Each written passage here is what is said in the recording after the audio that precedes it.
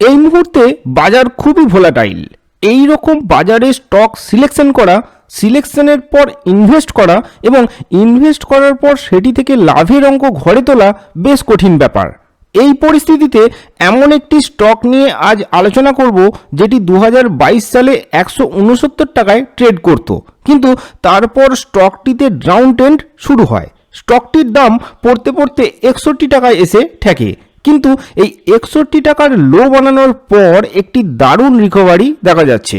যদিও বর্তমানে এটি লো থেকে কিছুটা উপরে উঠে এসেছে, তবুও স্টকটিতে পজিশন বানানোর বেশ সুযোগ রয়েছে। সম্পূর্ণ ভিডিওটি দেখুন এবং চ্যানেলটিকে সাবস্ক্রাইব করতে ভুলবেন না। নমস্কার, বিধিমতো বিনিয়োগ চ্যানেলে আপনাকে স্বাগত।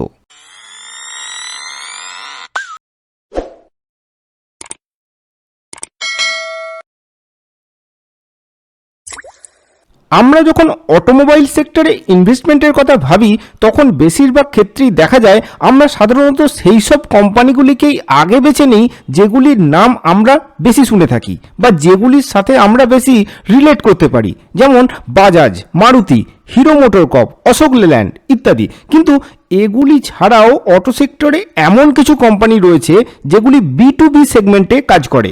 আমরা সাধারণত এগুলিকে এড়িয়ে যাই। আজ আমরা এমনই একটি কোম্পানিকে নিয়ে আলোচনা করছি। এটি অটো কম্পোনেন্ট ম্যানুফ্যাকচারিংয়ে পৃথিবীর বৃহত্তম কোম্পানি। শুনলে অবাক হবেন, কোম্পানিটির প্রোডাক্ট অডি, BMW, মার্সিডিজের মতো গাড়িগুলিতেও ব্যবহৃত হয়। 1975 সালে প্রতিষ্ঠিত এই কোম্পানিটির প্রাথমিক ব্যবসা ছিল সিলভার ট্রেডিং, কিন্তু 1983 সালে মারুতি যখন ইন্ডিয়াতে প্রথম কার অ্যাসেম্বলি শুরু করে, তখন এই কোম্পানিটি ছিল একমাত্র ইন্ডিয়ান কোম্পানি যেটি মারুতিকে কার পার্টস সাপ্লাই করত। 1986 সালে কোম্পানিটি একটি জাপানি কোম্পানির সাথে জয়েন্ট ভেঞ্চার শুরু করে। কোম্পানিটির অনেকগুলি বিজনেস সেগমেন্ট রয়েছে। প্রথম হলো ওয়্যারিং হার্নেস। এটি সিগন্যাল এবং ইলেকট্রিক পাওয়ার ট্রান্সফার করার জন্য কেবল অ্যাসেম্বলি এবং তার অ্যাক্সেসরিজ। এই প্রোডাক্ট বিভিন্ন ক্ষেত্রে ব্যবহৃত হলেও লার্জেস্ট কনজিউমার হলো অটোমোটিভ সেক্টর। কোম্পানিটির দ্বিতীয় সেগমেন্ট হলো মডিউল এবং পলিমার প্রোডাক্ট। কোম্পানিটি বিভিন্ন গাড়ির ইন্টেরিয়র এবং এক্সটেরিয়র কম্পোনেন্ট ম্যানুফ্যাকচারিংয়ে পৃথিবীর বৃহত্তম। প্রোডাক্ট রেঞ্জের মধ্যে রয়েছে সিম্পল কম্পোনেন্ট থেকে হাইলি কমপ্লেক্স প্রোডাক্ট। তৃতীয় সেগমেন্টটি হলো ভিশন সিস্টেম। ছোট গাড়ি থেকে শুরু করে commercial vehicle, rear view looking glass ম্যানুফ্যাকচারিংয়ে এটি ইন্ডিয়ার একটি লিডিং কোম্পানি। এছাড়াও গাড়িতে ব্যবহৃত high performance image processing technology সহ ক্যামেরা সিস্টেম ম্যানুফ্যাকচারিংয়ে এটি প্রথম সারিতে রয়েছে। এগুলি ছাড়াও কোম্পানিটির অন্য যে সেগমেন্টটি রয়েছে সেটি হলো মেটাল প্রোডাক্ট। গাড়ির গিয়ার, ক্লাচ সিস্টেম থেকে শুরু করে এসি কম্প্রেসার, একটি বড় প্রোডাক্ট রেঞ্জ রয়েছে কোম্পানিটির কাছে। এছাড়াও ইলাস্টোমার বেসড সলিউশন ও প্রোডাক্ট এবং গাড়ির লাইটিং ও ইলেকট্রনিক্স প্রোডাক্ট ম্যানুফ্যাকচারিংয়েও এটি ইন্ডিয়ার একটি লিডিং কোম্পানি। কোম্পানিটির সবথেকে বড় কম্পিটিটিভ স্ট্রেংথ হলো কোম্পানিটির প্রোডাক্ট রেঞ্জ। এছাড়াও রয়েছে এক্সপিরিয়েন্স ম্যানেজমেন্ট এবং লিডারশিপ।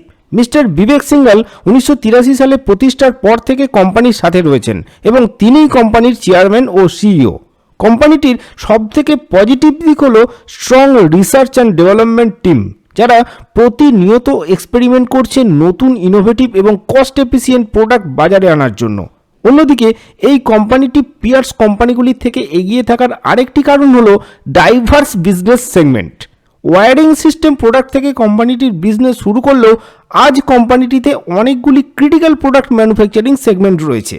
কোম্পানিটির ব্যবসা পৃথিবীর 41টি দেশে বিস্তৃত আর রয়েছে diverse customer base. Audi, BMW, Mercedes থেকে শুরু করে ইন্ডিয়ার প্রায় সমস্ত টু হুইলার এবং ফোর হুইলার কোম্পানির এক ব্যাপক বিস্তৃত কাস্টমার বেস রয়েছে। কোম্পানিটির প্রেজেন্ট মার্কেট ক্যাপিটালাইজেশন 52,000 কোটি টাকা, প্রোমোটার হোল্ডিং 68%, ফরেন ইনস্টিটিউশনাল ইনভেস্টররা হোল্ড করছে 9%, ডোমেস্টিক ইনস্টিটিউশনাল ইনভেস্টররা হোল্ড করছে 11% এবং পাবলিক হোল্ডিং 12%। এখানে একটা ব্যাপার নোটিশ করার মতো যে 1 থেকে 1.5 বছরে প্রোমোটার হোল্ডিং প্রায় 8% বৃদ্ধি পেয়েছে। সব সময় না হলেও এক্ষেত্রে কোম্পানিটি নিজেই যখন মার্কেট থেকে স্টক তুলছে এর পিছনে কোম্পানির কিছু প্ল্যানিং থাকার সম্ভাবনা রয়েছে। গত 10 বছরে কোম্পানিটির সেলস ধারাবাহিকভাবে বৃদ্ধি পেয়েছে, একই সাথে বেড়েছে নেট প্রফিট। তবে কোম্পানির আরওই এবং আরওসিই বেশ দুর্বল, পিই বেশ হাই। কোম্পানির যে 4টি মেন সেগমেন্ট রয়েছে তার মধ্যে ম্যাক্সিমাম রেভিনিউ আসে মডিউল এবং পলিমার প্রোডাক্ট থেকে। দ্বিতীয় স্থানে রয়েছে ওয়্যারিং হার্নেস। কোম্পানির বিজনেস যে সমস্ত দেশে ছড়িয়ে রয়েছে সেগুলির মধ্যে কান্ট্রি ওয়াইজ দেখলে রেভিনিউ জেনারেশনে প্রথম স্থানে রয়েছে জার্মানি, তারপরে ইউএস এবং ইন্ডিয়া। অন্যদিকে কোম্পানি ওয়াইজ রেভিনিউ ব্রেকআপে প্রথম স্থানে রয়েছে ডাইমলার গ্রুপ, যেটি আসলে মার্সিডিজ বেঞ্চের ম্যানুফ্যাকচারার। পরবর্তী স্থানে রয়েছে কোম্পানিটির কনজিউমার লিস্টের ওয়ার্ল্ড এবং ইন্ডিয়ার প্রায় সমস্ত বড় অটো কোম্পানি। যদিও প্যান্ডেমিক কোম্পানিটির রেভিনিউ এবং প্রফিটেবিলিটির ওপর বড় এফেক্ট ফেলেছিল, কিন্তু এখন কোম্পানির সমস্ত ইউনিটগুলি পুরোদমে প্রোডাকশন শুরু করেছে। বর্তমানে $11 মিলিয়ন যে রেভিনিউ রয়েছে সেটিকে 2025 সালের মধ্যে 3 গুণ বৃদ্ধি করার পরিকল্পনা নিয়েছে কোম্পানিটি ইলেকট্রিক ভেহিকেল কম্পোনেন্টের দিকে বর্তমানে বেশি ফোকাস করছে। এছাড়াও ছোট কয়েকটি কোম্পানিকে অ্যাকুইজিশন করার পরিকল্পনাও নিয়েছে। কোম্পানিটি নন অটোমোবাইল ইন্ডাস্ট্রিতে কন্ট্রিবিউশন বৃদ্ধি করে প্রায় 25% নিয়ে যেতে চাইছে। এই লক্ষ্যেই কোম্পানিটি এরোস্পেস, হেলথ কেয়ার এবং লজিস্টিকে এন্ট্রি নিয়েছে। 2025 সালের মধ্যে কোম্পানিটি রিটার্ন অন ক্যাপিটাল এমপ্লয়েড 40% নিয়ে যেতে চায়। অন্যদিকে বিজনেস রিস্ককেও কমাতে যথেষ্ট সচেষ্ট হয়েছে কোম্পানিটি সিঙ্গেল প্রোডাক্ট এবং সিঙ্গেল কাস্টমার থেকে সরে এসে প্রোডাক্ট এবং কাস্টমার ডাইভার্সিফাই করতে চাইছে। ওভারঅল কোম্পানিটির মধ্যে একটি বোল্ড ভিশন অফ গ্রোথ রয়েছে। আসুন এবার কোম্পানির চার্টটি দেখে নিই এবং ইম্পর্ট্যান্ট লেভেলগুলিকে আইডেন্টিফাই করার চেষ্টা করি। প্রথমে দেখা যাক মান্থলি চার্ট। 2003 সালে প্রাইস ছিল মাত্র 40 পয়সা, 2012 সালে সেটি হয় 16 টাকা, অর্থাৎ ওই 10 বছরে 400 গুণ রিটার্ন দিয়েছিল কোম্পানিটি।